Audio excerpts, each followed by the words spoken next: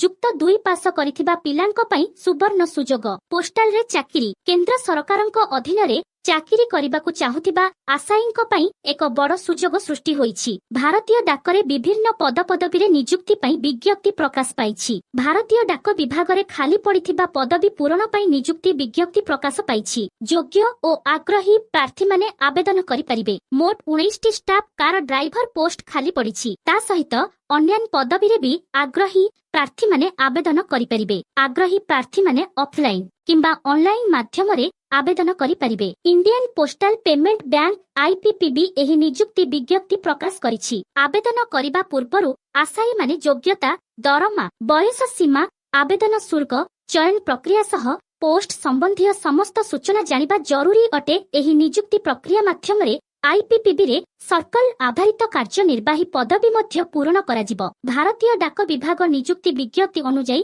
ପ୍ରାର୍ଥୀମାନେ ଯେକୌଣସି ସ୍ୱୀକୃତିପ୍ରାପ୍ତ ବିଶ୍ୱବିଦ୍ୟାଳୟ କିମ୍ବା ବୋର୍ଡରୁ 10ମ ପାସ କରିଥିବା ଆବଶ୍ୟକ।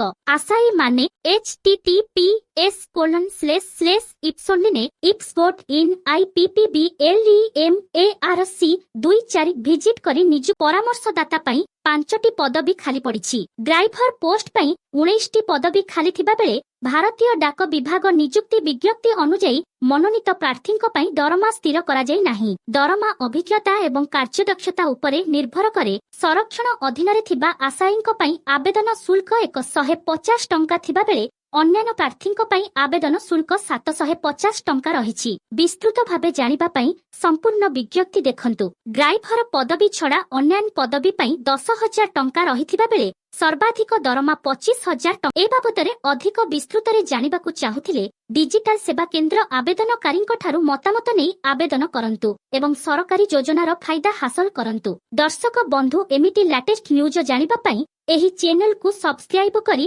ଲାଇକ୍ ଏବଂ ସେୟାର କରିବେ। ନମସ୍କାର।